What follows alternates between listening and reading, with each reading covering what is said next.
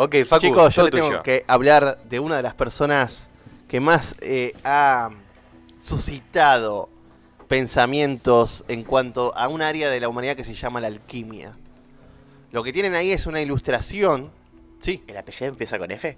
¿ya es ese? Ah, ese es el que yo Sí, creo. sí, sí. Listo, mándate. Sí, señores. Estamos hablando de un personaje que ustedes habrán conocido por obras de ficción. Cito dos: A ver.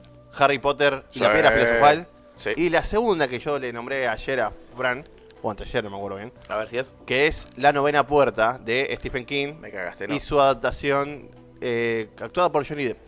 En el 99, creo. Sí, La Novena la vi. Puerta. Está buenísima esa película. Bueno, esa es mucho mejor porque me viene más al caso. Ok. Les voy a hablar de Nicolas Flamel. O Nicolas Flamel. ¿Quién es este tipo? ¿Quién fue o quién sigue siendo? No lo sé.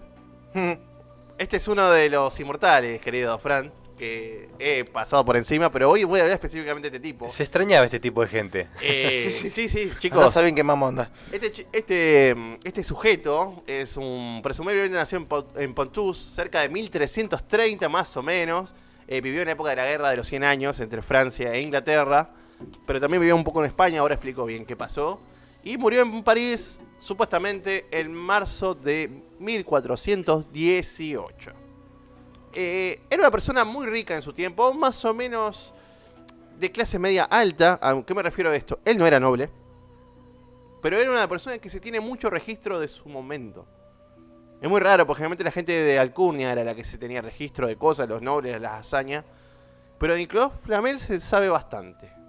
Era un copista, notario, escribano, hombre de libros, hombre que tenía conocimiento en su época. ¿Qué sería copista? Copista, un copiador. Ah, un Estamos copiador. hablando Ok, 1418, esto Bien. es anterior a la imprenta. ok. Un copista es un... era un hombre que, por supuesto, trabajaba con libros. Ujú. También era contador. En esa época eras todo, prácticamente. Y Nicolas Flamel tiene la particularidad de que, bueno, era una persona que tenía cierta fortuna y era muy dadivoso. Donaba sus riquezas a mucha gente pobre. Era épocas de guerra, por supuesto, y carestía, pero él mantenía, por ejemplo, una especie de sociedad de beneficencia con su esposa. Y bueno, la gente empezó a hablar de dónde sacaba tanto dinero este hombre. Y una de las grandes sospechas que se ha tenido es que Nicolas Flamel era alquimista. Y que no solamente, según su gran hazaña, que es haber encontrado, mejor dicho, haber desarrollado la piedra filosofal, también logró la transmutación de oro. Contame eso, Facu, por favor. Bueno, primero quiero aclararles algo que lo supe por leyenda legendaria, después investigué. Y es muy curioso, por una cuestión que tenemos un problema en nuestro país, que es que en la Edad Media la gente creía en la alquimia. Sí, sí, sí. Entonces era ilegal transmutar en oro. Ok. ¿Por qué? Ustedes se preguntarán por Pagame qué. el impuesto, pagame el impuesto. No, pero preguntarán por qué. Porque yo calculo que es como tener la maquinita de hacer plata en tu casa. Exactamente, señores. Se consideraba que era inflacionario, por lo tanto era ilegal. Yo vine de esa época. Claro, Datos, por eso datos era verídicos. delito y por eso los alquimistas eran perseguidos. Wow. Porque se tenía miedo de que precisamente, claro, crearan oro en abundancia y que cayera el precio del oro. Voy a hablar específicamente de Flamel y de algunas implicaciones. Se decía que tenía una especie de séquito de homúnculos en su laboratorio. Era un hombre, o sea, era un alquimista completo. Generalmente los alquimistas no hacen todas las ramas de la alquimia, Sí, sí, sí. pero Flamel es considerado uno de los más grandes de la historia. Facu, te puedo pedir para el público cortito, ¿qué es un homúnculo? Un homúnculo es un ser creado mediante métodos alquímicos. Generalmente es como una especie de humano pequeño. Se Ok. crea generalmente a base de simiente humana. Perdónenme el eufemismo. Y algunos métodos. Acá en este programa hemos hablado de algunos Sí, homúnculos. sí, sí, sí. Había, bueno, recreación de un humano. Creo que, el hecho- o sea, la palabra homúnculus es hombre pequeño dentro de un frasco. Sí, exactamente. Hombre pequeño, en realidad. Hombre pequeño. Dentro del frasco le ponen en Full Metal Alchemist. Y, Pero claro. yo también lo leí en Wikipedia. No. Y de hecho es como especie de. Homúnculo es como decir hombrecito y medio despectivo sería en latín. Claro, Homúnculos. No es tan buena onda. Flamel. Obviamente Flamel era una figura pública en su momento. Nunca afirmó ser alquimista. Él estaba bien con el comisario, con la iglesia y con el Estado francés. Pero él viajaba a España. Supuestamente para ir a la peregrinación de Santiago de Compostela. Pero en realidad él quería tener contacto con los cabalistas, con los maestros judíos de la ciencia secreta del Antiguo Testamento, de la Torá, y también con los musulmanes que tenían también su ciencia del Corán, y con los místicos musulmanes. España en ese momento, las universidades españolas eran las mejores de Europa occidental por lo menos, y Flamel estaba muy inquieto, quería saber, tenía conocimientos. Obviamente era un copista, por lo tanto trabajaba con libros antiguos. Y más que él ser autor de estos libros que ahora le voy a mencionar, él era más el que los descubrió, el que los editó y les dio más o menos uniformidad. Tengo que hablarles del libro de las figuras jeroglíficas, Libro des Figures Hieroglyphiques, que es una especie de interpretación anterior incluso a la piedra roseta de los jeroglíficos. Flamel decía que bueno, había ciertas interpretaciones que él obviamente no era el autor, pero este ya era un texto que empezó a abundar obviamente 2 siglos después de que se murió Flamel, o supuestamente se murió, porque ahora voy a explicar eso. Pero Flamel tenía conocimientos muy adelantados a su época. Ok. Flamel no solamente buscaba transmutar oro, no solamente buscaba la piedra filosofal, sino que también quería tener conocimientos sobre la manipulación de demonios, de seres, del viento, del aire, del clima, que también es una de las búsquedas de la alquimia, la manipulación del clima. Ok. Flamel es un personaje que con el tiempo se le ha escrito mucho sobre él, pero especialmente lo que se tiene de él es un libro que supuestamente se lo dio el diablo. Me haces acordar del Codex Gigas, que una vez traje. Claro, el Codex Gigas. Ya cuando está el diablo de por medio o un demonio, valga la redundancia, jodida la situación. Sí. Aparte de que, bueno, de Flamel se investiga si era cristiano de verdad o era judío converso, siempre se habla de lo mismo. Pero se dice que, bueno, que su libro de las figuras jeroglíficas, un rabino que era, acá tengo entendido que era un rabino cabalista en Córdoba, que el maestro Canches le decían, que él decía que su libro era en realidad un libro de autor de un judío que era el rabino Abraham, que tenía pacto con el diablo. Un rabino que tiene un pacto con el diablo, es genial. No, sí. Es genial, uno no piensa en estas cosas, pero Sí. ocurren. De hecho, generalmente los que tenían mucho contacto con el demonio, ya hemos hablado de esto, eran los curas. O sea, la iglesia, en la iglesia misma era la que, y la sinagoga en este caso, era la que metía mano. Y son quienes creen en ellos, en realidad. Claro. Y los que tienen más conocimiento. Sí. Los que tienen más conocimiento. Bueno, acá hay que decir esto. Flamel, después de sus viajes, se empezaron a aparecer libros, o sea, estoy hablando mucho tiempo después, pero se atribuyeron a Flamel, que estos libros que él compiló tenían ciertas particularidades. Los libros en sí mismos, y acá te quiero hablar. El libro, o sea, digamos el objeto libro. Sí. Primero que nada, la advertencia que tenía a su inicio, y acá, bueno, acá voy a pasarles algunas fotitos. Hacé tranquilo, Facu. Acá tienen. Estos son algunos detalles de las páginas de los textos de Flamel, o atribuidos a Flamel, mejor dicho. Mucha simbología. Mucha simbología, por supuesto. Acá ven la cruz, la llave. Estos son mezcla de símbolos solares con símbolos lunares. Perdón la desprolijidad, pero me voy a parar a ver un símbolo en particular que me llamó la atención. Mire tranquilo, bueno. mire tranquila. Mire tranquilo, para eso estamos. Facu, ¿me puedes ir contando algún símbolo que vos reconozcas? Bueno, yo reconozco más que nada el símbolo de la medicina que ustedes lo ven ahí. La farmacia. Sería la Sí. serpiente, ¿no? Sí, las 2 serpientes cruzadas en el cetro. Que, bueno, tienen simbología tanto de la mitología griega como del cristianismo y judaísmo, porque ambas tienen relación. Pero es un símbolo muy antiguo asociado a la salud. Ok. A mí se me hace muy curioso que la serpiente sea el símbolo, digamos, de lo que es el hospital, la farmacia, Sí. la clínica. Porque si fuese unos años más tarde sería una vaca. ¿Sí? Porque la Claro. serpiente es el veneno y de ahí se generaba el antídoto. Y tranquilamente pasa el tiempo y llega la vacuna. La vacuna, Que claro. por la Sí, vaca. sí. Ok. Ale, ¿te loco. paraste, miraste, encontraste algo peculiar? Sí, me parecía que era un símbolo que conozco, pero no, nada que ver. Ah, ok, bueno. No, tiene bueno. mucha similitud. Me queda duda. Facu, seguí nomás. Bueno, Flamel tiene este libro. Es un libro muy raro.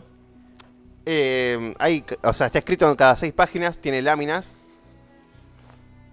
Y a la 7ª página está vacío. Ah, ok. Supuestamente simboliza el descanso de Dios. Y bueno, estos símbolos tienen, bueno, estas páginas, tienen algunas ilustraciones bastante particulares. Fíjense eso. Ah, es. Ok. Muy cristiano lo veo yo.